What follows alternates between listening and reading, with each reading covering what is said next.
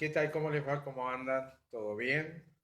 Acá estamos en una nueva emisión de B&B Noticias o B&B Radio, la nueva transformación de Vega Buenaventura, así que bueno, nos esperamos a todos, espero que estén bien, vamos a ver qué pasa mañana, que tenemos los anuncios, pero ahora lo que nos toca es la columna de Roberto Bola. Nos va a hablar sobre historia y nos va a relatar dos hechos fundamentales dentro de Argentina.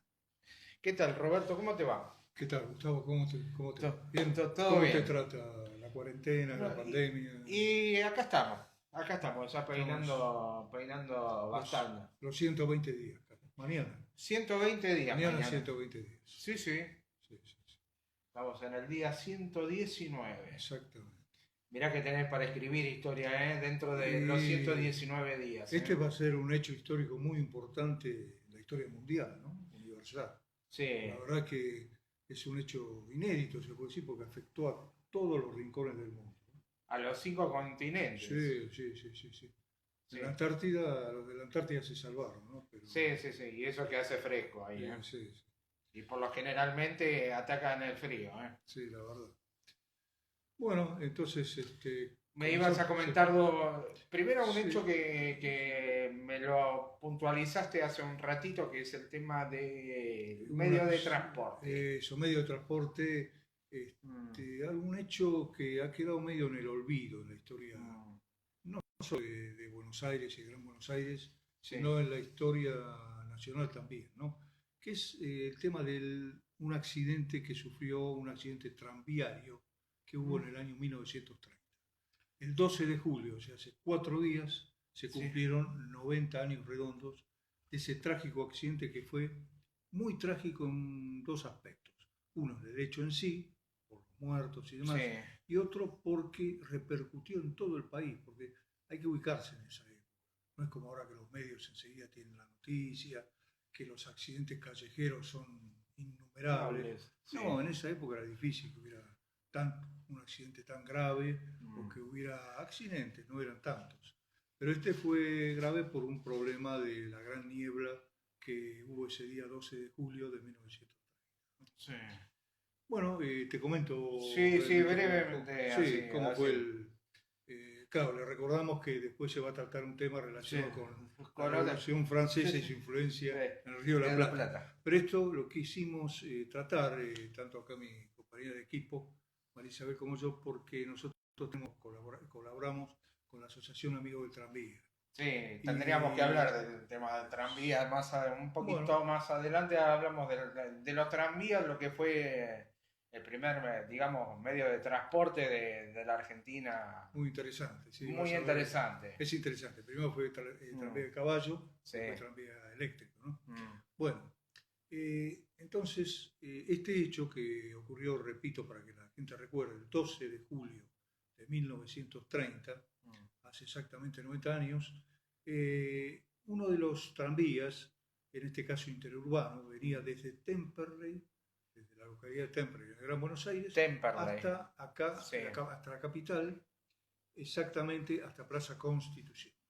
Mm, En esa época los que tomaban los tranvías eran generalmente trabajadores, obreros, así que la mayoría de los que murieron en ese accidente sí. eran obreros.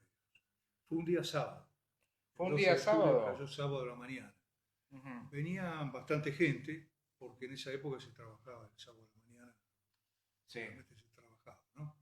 Eh, Salió de Temperley a las 5 de la mañana, y esto es interesante decir el horario, Mm, porque salió a las 5 de la mañana y llegaba siempre a Plaza Constitución a las 7.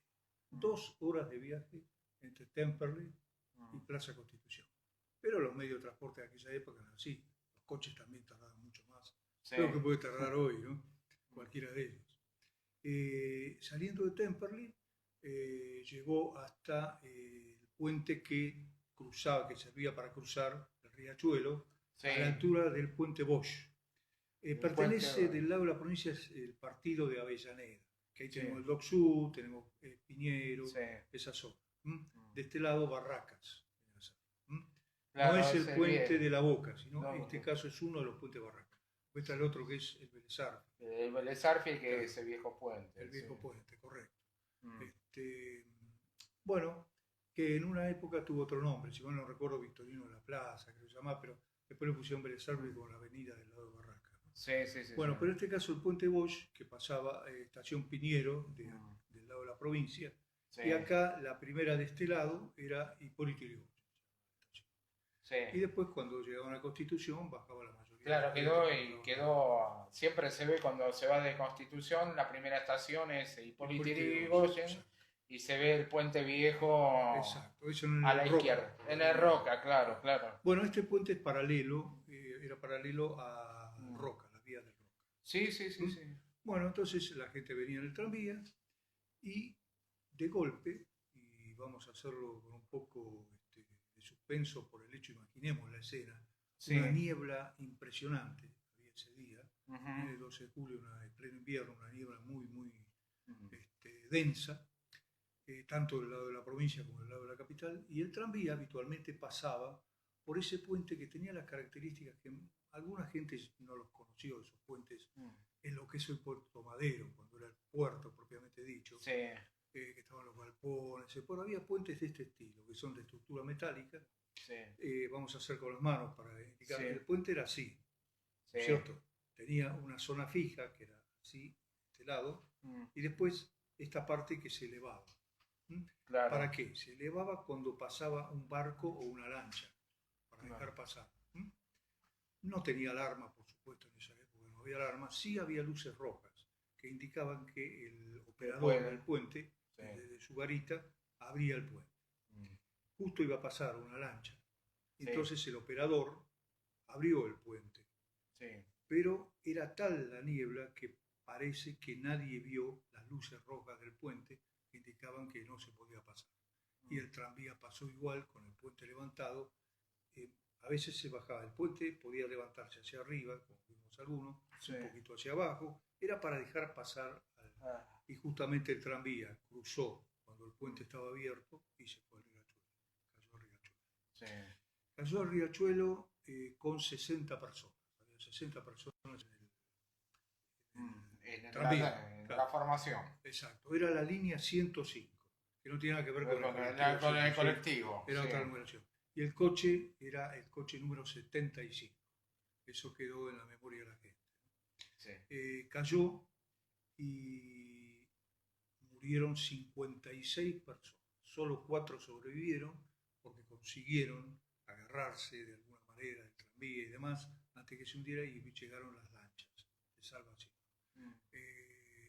Llegaron lanchas, llegaron de la policía, de obras públicas en ese caso, también llegó los bomberos para auxiliar y algunos vecinos que estaban cerca, bueno, al escuchar los gritos y demás, fueron a rescatar. Pero te digo, era impresionante por la niebla que había. Al caer el tranvía, surgió esa polémica que suele pasar en este tipo de accidentes. ¿Por qué cayó? ¿Por qué no se detuvo el motorman, como se decía a los que conducían? ¿Por qué no se detuvo? Porque no vio las luces rojas y cuando se dio cuenta ya estaba cayendo el Riachuelo. Sí, sí.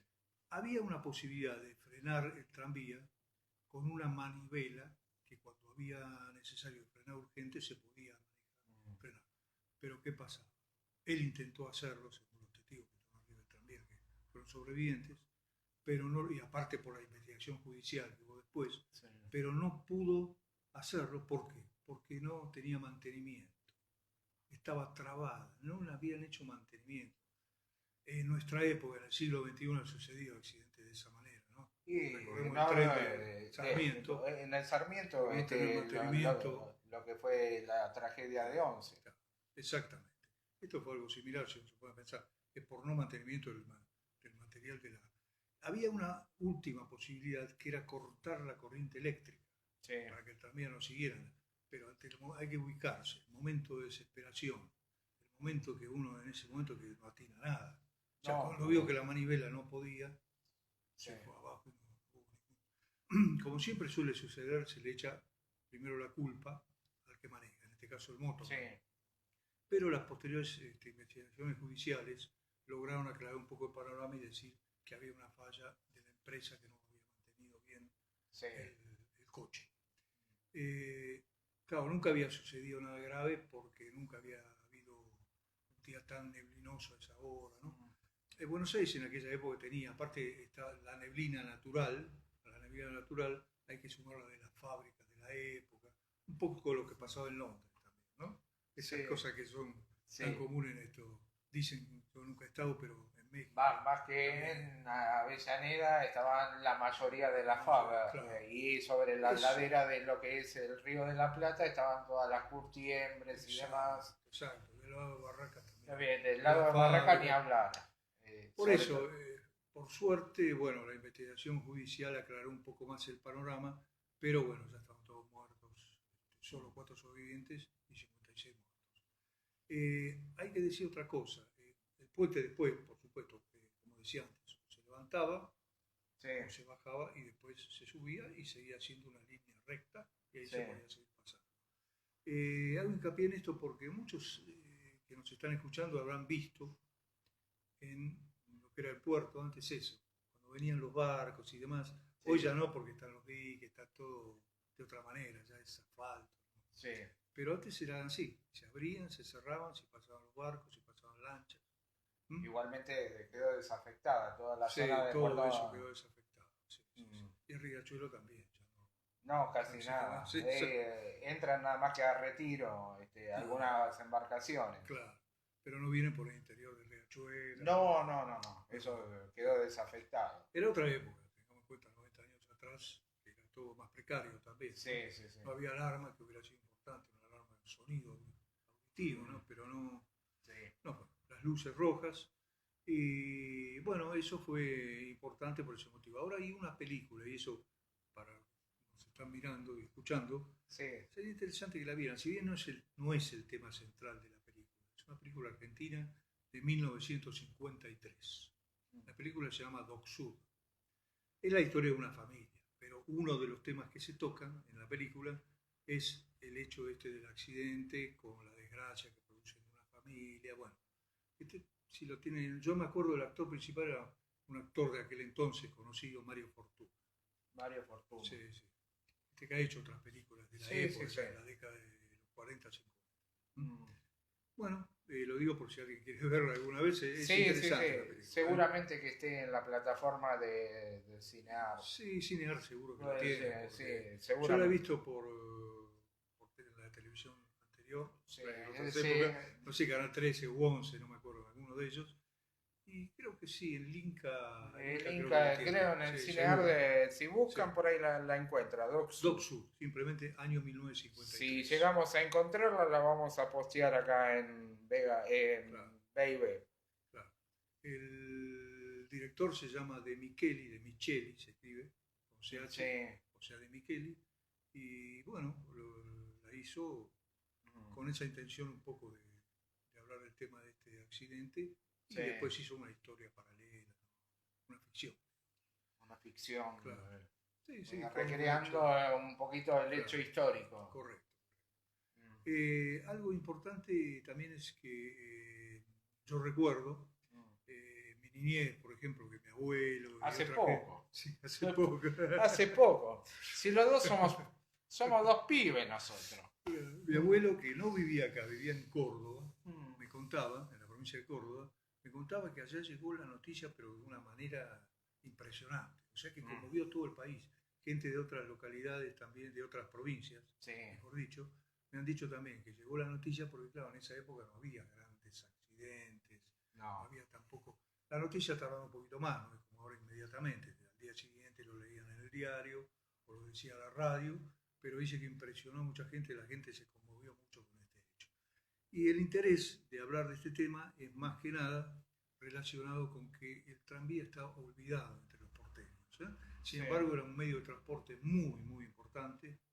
Además muy noble, porque tampoco y no era contaminante. Claro, vos fíjate que en Europa se sigue usando solamente nosotros, los argentinos. Así es como tenemos esos errores. En Europa, en las grandes ciudades de Europa, salvo Madrid, que cometió el mismo error que Buenos Aires. lo sacaron. ¿Por qué? Por esos grandes negociados de que el petróleo. Eso fue acá en la década en el año 62, específicamente en 1962, pasó el último tranvía. Se eliminó, en esa época era ministro Alzogaray, decidió eliminar a los tranvías porque claro, algo parecido a lo que pasó durante varias décadas. O sea, todo igual, viste, acá la historia se repite constantemente. Constantemente, es una línea recta. Sí, constantemente se repite. Sobre todo tajante con el tema de los negociados del petróleo y demás, y querer avanzar sobre los transportes más nobles. Había que sacar eso que era y es ecológico, ya lo demuestran las ciudades europeas, y ponerle los micros no, serían los ómnibus, como se llamaban en ese momento, porque los micros de larga distancia, los ómnibus, famosos ómnibus de acá, que eran los Leyland, por ejemplo, y después también los trolebuses, que eran también eléctricos, pero que duraron muy poquito, también por el mismo. Si vamos al hecho, ramal que para, ramal que cierra, fue un lema y fue para habilitar otro tipo de transporte que estaba más aceitado con el gobierno de turno. Exacto. Que, digamos, por el tren, desde aquí estamos hablando hace casi 30 años, cerraron varios pueblos y dejaron de funcionar varios pueblos porque no pasaba más el tren. Exactamente, bueno, y esto era lo mismo. Y esto pasaba era un medio de transporte lindo dentro de todo, tenía ventanillas grandes. Y aparte es mentira que es lento, porque acá dijeron no, porque es lento. No, en Europa lo usan y no es nada lento. Hay de alta tecnología en los últimos tiempos.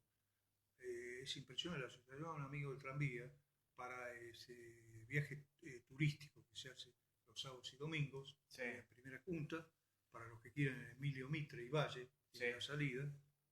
Calle Emilio Mitre, esquina Valle. Desde ahí salen para hacer un viaje turístico al chico. Ahora no, por supuesto, ¿no? Cuando termine la cuarentena van a volver. Y, con barbijo, ¿eh? Sí, claro, es seguro.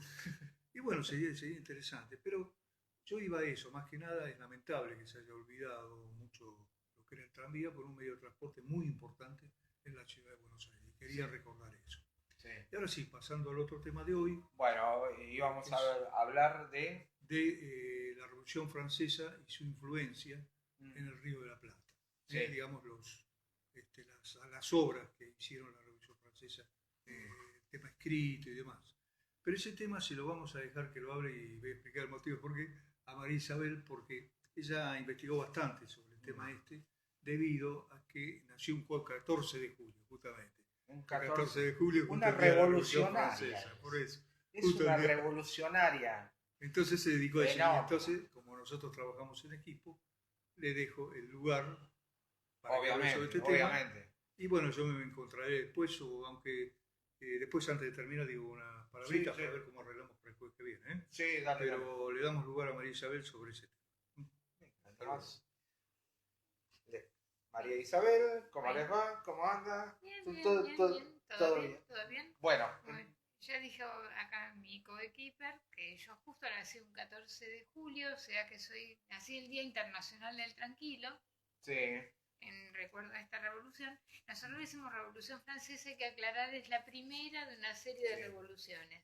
¿Sí? Fue la primera en 1789, la segunda en 1830, 1848 y 1870. La más importante, la más relevante para el mundo fue la primera. Claro, la que quedó más en el anhelo. Sí, porque, digamos, fue la que tuvo, digamos, mandó influencias a todo el mundo. Ellos se basaron en las ideas de los filósofos políticos del siglo XVIII y nosotros siempre tenemos el cliché de decir que la Revolución Francesa influenció a nuestra Revolución Argentina. Es relativo decir eso, porque en realidad los principios básicos de la Revolución era división de poderes. Acá en América, la verdad que la división de poderes hasta el día de hoy cuesta. Porque los presidentes tienen funciones legislativas, los legisladores judiciales, los jueces hacen de todo. Y ahora los periodistas también influyen sobre los jueces. Sí, hemos hablado esta mañana de eso.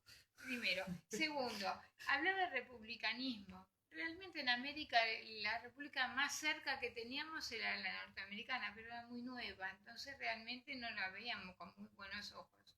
Sí. Tenían miedo un poco a eso, conocían la república de oíditas nomás. En cambio la monarquía es la que tenían en vigencia en toda Europa. ¿Qué hicieron? Trataron de elegir un sistema que no fuera ni república ni monarquía, quedaron bien con Dios con el diablo. Sí. Por ejemplo, cuando nosotros hicimos la Constitución, después de mucho tiempo de guerra civil y todo, hicimos una república, pero con tanto mandato de presidente que es prácticamente un rey, no es un presidente. Tiene demasiadas atribuciones, mucho más que un presidente. Cuando se hizo la reforma en el 94. Le sacó un poco, pero le pudo haber restado unas cuantas cosas más todavía, pero bueno, dejamos sí. Aparte nosotros cuando hablamos de constitución, sí, constitución, pero llegamos recién a tener constitución en 1853. Tuvimos 2 intentos antes que como Buenos Aires dominaba tanto, cayó la del 19, cayó la del 26 y para colmo de males el primer presidente que tuvimos lo elegimos por ley de presidencia y no por Constitución Nacional. Entonces ni siquiera eso. Rivadavia es un primer presidente, ¿hasta dónde? No lo eligió una Constitución, lo eligió una ley de presidencia. Lo sentó ahí, chau, le dijo, quédate ahí negro, vos que podés. Listo. Sí, hasta donde pueda. Después volverás y serás avenida. O será un mausoleo en Plaza 11, como te guste. Sí, tanto que le gustaba al pueblo. Tanto le encantaba. Él que se sentía tan a gusto que hasta le sacó, digamos, a los pobres recoletos parte para hacer el cementerio, que después quedó para los pudientes. Sí. Digamos, dejemos ahí, porque la verdad que digamos, toda la gran obra de Rivadavia, la ley de enfiteusis, por ejemplo, que era para repartir pueblos para trabajar, quedaron 2 manos locas y todos los demás asalariados trabajando para esos pobres que tuvieron. Sí. Hay muchísimas familias que de hecho siguieron teniendo las tierras que tenían que haber devuelto que nunca devolvieron, pero eso es otro tema. Otro tema. Vamos con la influencia de la Revolución Francesa dentro del Río de la Plata, dentro de los pensadores del Río de la Plata y la influencia con la Revolución de Mayo. Bueno, tuvieron influencia, pero tuvieron una influencia relativa. Por ejemplo, Moreno, que había leído el contrato social, lo tradujo todo, él puso una notita antes de empezar a traducirlo, digamos, en el prefacio, diciendo que eliminaba todas las partes que pudieran molestar a la gente que lo leyera. Entonces realmente lo pasó por agua, porque realmente todo lo interesante del contrato social, la gente se quedó, la gente del pueblo, sin saber lo que decía. O sea, influencia el contrato social de Rousseau, ¿hasta dónde? No sé. No pudo porque no tuvieron acceso. Belgrano, por ejemplo, había tenido acceso porque había tenido un permiso papal para leerlo, pero la gente común no le llegó. Hablar de república, que era uno de los ideales, ¿hasta qué punto se buscaban un sistema monárquico? No, evidentemente no lo tuvo tanto. Después, por ejemplo, a ver, qué sé yo, división de poderes. Si esto era un nido de gatos, los 3 poderes estaban todos juntos y le tiraban, digamos, la división como a ellos les convenía, no como decía Montesquieu. Entonces yo siempre digo, ¿hasta qué punto hubo influencia? Donde sí podemos notar influencia real es en el himno nacional. Ajá. Porque si uno lee pedazos de la Marsellesa y pedazos del himno, se entera que sí que hubo influencia. Y me tomé la molestia de traer, digamos, la Marsellesa y traer el himno argentino para más o menos que nos acordemos todos. Por ejemplo, a ver, hay que acordarse, son 2 cosas distintas totalmente. Los franceses, porque uno cuando escucha la Marsellesa está impelido a cantarla porque es una marcha. Las marchas se cantan en conjunto, se cantan, digamos, toda una tropa junta y todo el mundo la sabe. Un himno, por el contrario, era, digamos, un solista y que le contestaba un coro. Entonces por eso suena tan solemne, tan aburrido, tan lento.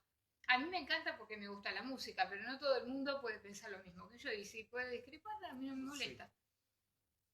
A ver. Por ejemplo, vamos a empezar y voy a dar 3 ejemplos cortitos de eso. Por ejemplo, en la estrofa tercera del himno, porque nosotros tenemos que saber lo que nosotros cantamos de himno, como tuvimos problemas con España, España reconoció la independencia recién en 1863. Entonces, para chupar la media a España, en el año 1900 salió un decreto que dijo que vamos a cantar la primera parte de la primera estrofa, la última parte de la última y el coro, y nada más. Todo el resto, obvio, pero digamos, uno cuando va al colegio se lo enseña completo. Entonces vamos a rescatar lo que influenció la Revolución Francesa en esta letra. De López y Planes. De López y Planes. Los Planes de López era escribir un himno y realmente se lo recortaron. Pobre, la verdad que... Y bueno. Dejemos ahí. Incluso, digamos, también se habla tanto de las paredes, lo que se toca para poder armonizarlo lo cambió Esnaola. Si uno escucha la partitura original de Parera, la de Esnaola, mucho no se parecen. Tiene un parecido general, pero no es puntualmente exactamente igual. Sí. Bueno, vamos con la primera estrofa. Vamos a la estrofa 3 del himno nacional argentino. Dice: en los fieros tiranos la envidia escupió su pestífera hiel. Su estandarte sangriento levantan, provocando a la lid más cruel. ¿Qué dice la marsellesa en la primera estrofa? Dice: marchemos, hijos de la patria, llegó el día de gloria. Contra nosotros la tiranía alza su sangriento estandarte. Evidentemente no digo que es una copia, pero tiene una gran influencia. En el segundo ejemplo que voy a leer, ¿no? Dice: no lo veis devorando cual fieras todo pueblo que logran rendir. Eso es el himno argentino. La marsellesa dice: ¿qué pretende esa horda de esclavos, de traidores, de reyes conjurados? ¿Para quién esas viles cadenas, esos grilletes hace tiempo preparados? Para nosotros, franceses. O sea, está denostando al enemigo. El enemigo eran ellos mismos porque era un mismo pueblo, pero se dividieron por una revolución. Sí. Nosotros teníamos la ventaja que el enemigo era de afuera. Y el enemigo del francés lo tenía adentro. Lo tenía adentro, digamos, era su propio seno. Y eso es mucho más terrible. Las guerras civiles siempre decimos que son peores que las otras. Y después, el último ejemplo que voy a dar de todo esto, dice en el himno argentino: el valiente argentino a las armas. Notemos una cosa: argentino 1813. No tenemos constitución, ni independencia ni nada, y ya estamos hablando de argentinos. Sí. El valiente argentino a las armas corre ardiendo con brío y valor. El clarín de la guerra, cual trueno, en los campos del sur resonó. Que dice la marsellesa en el tercer ejemplo: a las armas ciudadanas, formad vuestros batallones, marchemos, marchemos. Entonces vemos la influencia real de la Revolución Francesa. Lo que sí, digamos, los dos autores del himno tuvieron, digamos, la misma desgracia. Vicente López, por ejemplo, después de ser el gran autor del himno, terminó sus días siendo gobernador interino de una provincia que no le dio poder, que no le dio bolilla, y se murió en 1857 ignorado por todo el mundo. Y el autor de la marsellesa se salvó de la guillotina por ser el autor de la marsellesa, pero Robespierre lo había mandado a ejecutar. Ah, mira. O sea que, digamos, los dos tuvieron un final bastante triste. Sí. Realmente, después de haber enfervorizado al pueblo y todo lo demás, terminaron como cualquiera. Los sacó la revolución. Te quería hacer una preguntita porque estoy recordando algunas cosas. Vos decías eso, la influencia relativa que tuvieron en el Río de la Plata, es cierto, claro, tanto con los que tuvieron en las capas dirigentes, sobre todo. Pero hay algo que me parece que vos leíste bastante sobre el tema. ¿Cómo fue la diferencia entre la Revolución Francesa, los detalles de la gravedad de lo tan cruel que tuvo, con la diferencia de la Revolución de Mayo, que fue pacífica? Bueno, la Revolución Francesa de 1789 fue terrible, porque en realidad, como se empezaron a mezclar ideas falsas, o mejor dicho, noticias falsas, que por ejemplo que los nobles buscaban quemar el trigo, había sido un año de hambruna, todo.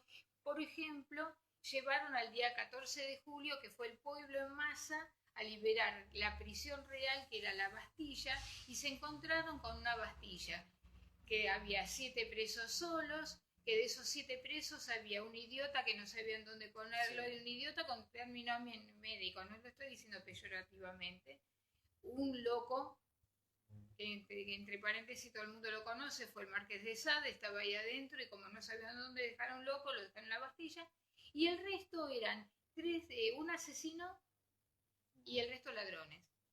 Entonces cuando entraron no había presos políticos, los liberaron igual, pero realmente no era lo que iban a buscar. Y como digamos el alcaide de la prisión y el alcalde, uno disparó contra los representantes del pueblo y el otro contra el pueblo, terminaron los dos degollados ese mismo día. Ah, qué lindo.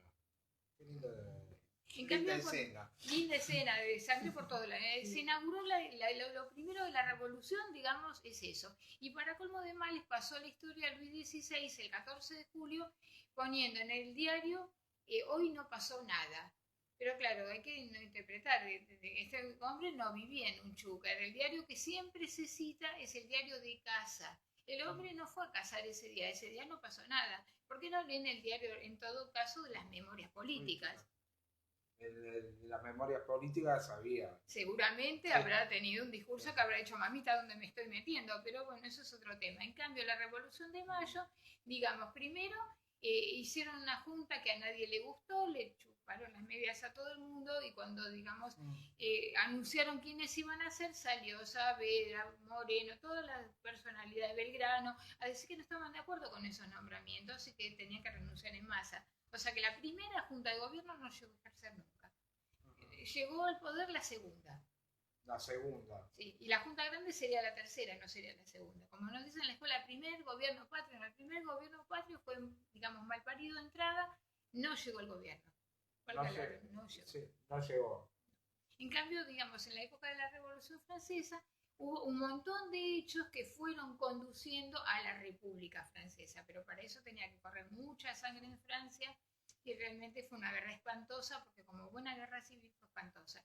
Y lamentablemente el ciclo de la Revolución Francesa, con todas las ideas de libertad y todo, cerró con Napoleón, que anuló la revolución, ahogó la revolución al ser emperador, dejó de lado sus principios republicanos y todo para sentarse en el trono, y adiós revolución. Terminó ahí la Revolución Francesa, de esa primera. ¿Y quiénes fueron los que más influencia tuvieron de la revolución acá? ¿Qué personajes? De la revolución, por ejemplo, en la propia revolución, y por ejemplo los escritos de Robespierre, si llegaron, por ejemplo, a ver, Condorcet llegó, que era uno de los ideólogos de la revolución. Sí. A Rousseau sí. A Rousseau sí, fue, con el contrato social. Con el contrato social, que según dicen, Robespierre lo conoció personalmente a Rousseau. Claro, lo conoció cuando tenía 20 años y no era el Robespierre conocido, porque si lo hubiera conocido en su momento de gloria, Rousseau hubiera huido espantado de lo que fue Robespierre. Sí. ¿Y acá quiénes siguieron acá de los personajes más influentes del Río de la Plata? Moreno, Castelli, Vieites, esos sí eran un poco más Monteagudo, pobre, otra figura que terminó, digamos, en la oscuridad total, digamos, en la independencia en Perú. Digamos, en la época del protectorado de San Martín en Perú, murió allá en Monteagudo, en el año 25. ¿Se lo llevó para protegerlo de acá o fue No, se lo llevó porque, digamos, era el que podía implantar realmente una revolución. Digamos, los peruanos estaban como muy achanchados, estaban muy conformes con el dominio español, entonces tenía que haber habido alguien para abrirle la puerta. A nosotros, por ejemplo, no nos sirvió de mucho porque lo ahogamos, digamos, no lo dejamos actuar, pero allá lo dejaron actuar bastante. Ah, está bien. ¿Y en qué cosas influenció la Revolución Francesa? ¿Qué cosas, qué hechos en sí desde 1810 hasta... Bueno, influenció en la idea independentista, sí. Porque, digamos, la Revolución Francesa, por más que no es un movimiento independentista, reclama, digamos, mejoras para el pueblo. Entonces, bueno, una de las mejoras que teníamos que tener era tener independencia para lograr cualquier otra cosa. Sí influenció en lo que es libertad, igualdad, fraternidad. Sí, en la Asamblea del año 13, todas las medidas que se tomaron tendientes a la unidad, pero fueron incompletas, porque, por ejemplo, cuando se habla de la supresión de la esclavitud, era libertad de vientres, o sea que los chicos que nacían de padres esclavos después del año 13 iban a ser libres, pero cuando tuvieran 18 años, y los chicos, las madres no y los padres tampoco. Ah, seguían todavía. Ellos iban a seguir esclavos hasta que se murieran. Los que iban a liberar eran esos chicos que se en adelante. Después tuvimos problemas con Brasil porque había un montón de esclavos que se escapaban para poder tener los hijos acá por la libertad de vientres. Entonces tuvimos que hacer un tratado con Brasil como diciendo, ustedes que vinieron de ahí no, son para los nacidos acá. Por las dudas. Por las dudas, para no tener problemas, ya habíamos tenido problemas de sobra, ¿para qué más problemas? Sí, sí, sí. O por ejemplo, sí, a ver, hubo, digamos, unas ciertas leyes impositivas que trataron un poco más de ser un poco más equitativas. Sí. Perdón, me acuerdo que la otra vez estábamos conversando que vos habías leído cómo era la Declaración de Derechos Humanos de la Revolución Francesa, sí. y que acá es más ¿quién? o menos similar, Bueno, porque son cosas de la época. Bueno, ¿quién quedó afuera? Uno, por ejemplo, habla en la Revolución Francesa de la gran declaración del hombre y del ciudadano. Yo con horror, yo pensé que venía, digamos, para todos los hombres y hombres en nivel genérico, somos todos seres humanos. Me enteré que quedaban afuera las mujeres, que recién de unos años después hubo una pensadora que hizo un libelo diciendo que tenían que escribir la declaración de las mujeres y las ciudadanas, quedamos afuera las mujeres. Bueno, eso no era raro porque era del común de Europa en general, las mujeres quedamos afuera. Pero después dentro de los mismos hombres quedaban afuera. Por ejemplo, los negros, los judíos, los actores y los protestantes. Ah, mira. O sea que para los franceses de esa época todos esos eran infrahumanos. Infrahumanos. Y porque no tenían derechos. Los actores, ¿por qué pensamos que los actores, ellos lo catalogaban, digamos, era por una cuestión moralista? Era por una cuestión de moral. Todo lo que era, digamos, actuación, teatro y todo, como que se veía, digamos, fuera de la moral. Y los franceses en eso eran muy hipócritas, porque por un lado tenían en la nube, qué sé yo, a Molière, a Racine, pero eso sí, no les iban a dar derechos si hubieran vivido en esa época. Y después, por una cuestión puramente racista, ni los judíos ni los protestantes. Y no hay que olvidarse que Francia tuvo guerras de religión muy grandes, o sea que era un paso para atrás. Porque el edicto de Nantes es de alrededor de 1540 y 200 y pico de años después, 250 años después, les están negando de vuelta los derechos. No, igualmente aquí sucedía algo similar, ¿no? Como el caso de los que no eran católicos, no podían ser enterrados en lugar de lugar claro. Santo. Nosotros tuvimos recién cementerio de disidentes mucho después de la Revolución de Mayo. En ese aspecto influyó la Revolución Francesa, que parezca mentira, ¿no? Como algo negativo. Bueno, claro. Pero hay que ubicarnos en la época. Sí, sí, la época y la influencia también, hablamos de la influencia del el catolicismo. Sí. Claro. Sí, en general, digamos, la iglesia siempre, como fue más conservadora, tiró un montón de cosas siempre para atrás. Y nuestro país no escapó de eso. No, obviamente. Hubo, ojo, no fue la iglesia en su conjunto, porque hubo un montón, como decíamos el otro día, de congresistas de Tucumán que fueron de clero, Santa María de Oro, Fray Cayetano Rodríguez, todos esos eran gente muy abierta de cabeza. De hecho, digamos, en el concurso que levantó, digamos, la asamblea, ganó el himno de Vicente López, pero pudo haber ganado el de Fray Cayetano Rodríguez, también es una belleza. No ganó porque no tenías tantos contactos, quizá, pero valía la pena también. Sí. ¿Y quién lo aprobó el himno? ¿Quién aprobó? Sí. En la asamblea del año 13. Lo aprobó directamente. Lo aprobó a libro cerrado, o sea que ni siquiera se toman la molestia de ver qué lindo que era, pero no importa, lo aprobaron. Y vamos a comentarle a la audiencia lo que acá cerquita, en la calle Florida, está el lugar donde se cantó por primera vez el himno. Ah, claro, porque era la casa de Mariquita Sánchez de Thompson, que está, digamos, la placa, porque la casa no existe, en Florida 251, digamos que si hubiera vivido más tiempo Mariquita en el tiempo y en el lugar, hubiera sido vecina de Newbery, incluso, porque es la misma cuadra. Sí. Se la llevó el viento. Está la placa que dice. Está la placa que ahí se cantó por primera vez el himno nacional. Y dice la tradición que, digamos, que cuando todo el mundo dice que lo cantó ella en realidad acompañó a Parera en el arpa, lo cantó otra persona. Y un detalle, el himno, por ejemplo, es tan difícil de cantar, un detalle técnico que muy poca gente lo sabe. ¿Por qué es tan difícil de cantar? Porque está escrito para voz femenina, soprano y solista.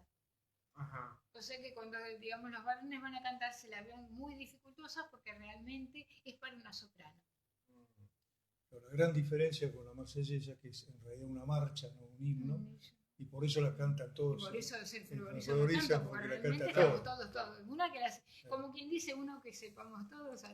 Sí. Porque el himno acá también es cantado, por supuesto, en los actos, en las canchas, pero es difícil, es un himno difícil. Difícil de cantar, cantar, ¿no? porque es un Sí. himno y no una marcha. Si hubiese una marcha como la de Esteban de Luca, Por más de que le pongamos ganas.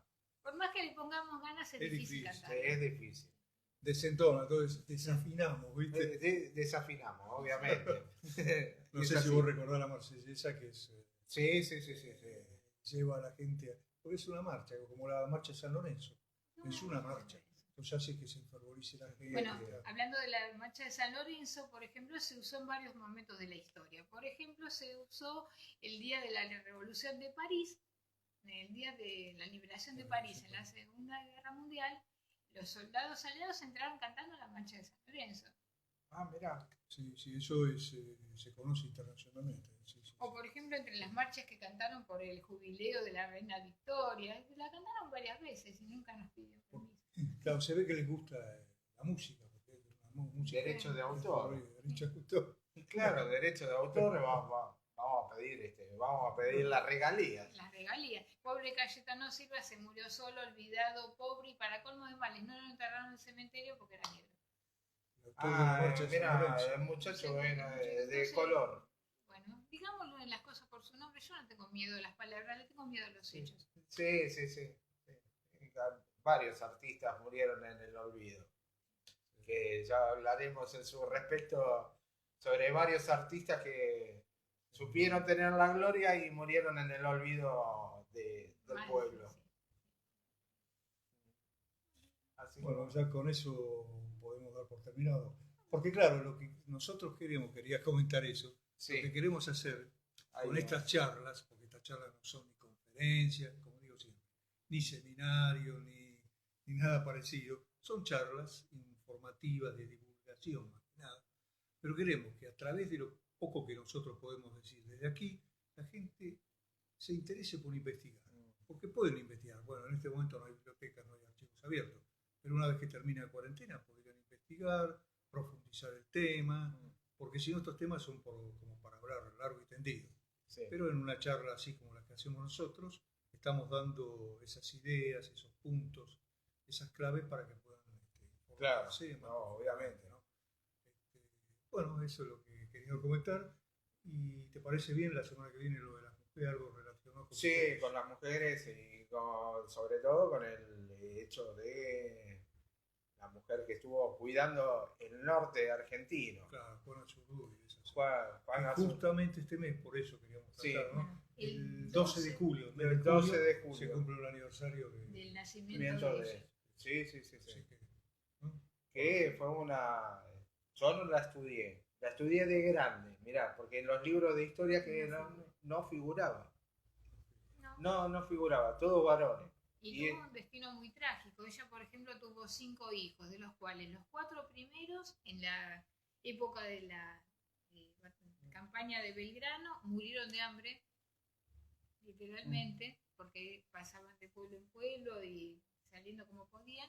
Y la 5ª hija nació una vez que se murió el padre. Padilla murió antes de ver a su 5ª hija y fue la que la acompañó hasta la vejez y en la pobreza.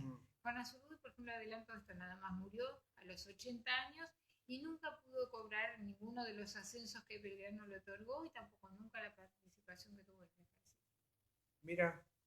Mira, bueno, y con esto adelantamos lo del jueves que viene. Ella adelanta, ¿no? Sí. Hay más cosas para decir de ella, muchas más. Y una sola cosa más y yo Yo termino acá. dele, yo me pongo de este lado, yo El me otro pongo de día- espectador. Bueno, el otro día que hablábamos del 9 de julio, nombraron a Mercedes Sosa. Yo digo, qué suerte que tuvo esta mujer, porque nació en Tucumán un 9 de julio. Bien. Nació el 9 de julio de 1935. Sí, Y lástima que ya se fue. Y Bueno, lástima. yo de mi parte ya me voy, los dejo terminar el programa. Permiso, Muy buenas noches. buenas noches. Se me va la piba. Bueno, Es la revolución femenina. es la revolución que queremos todos. ¿Eh?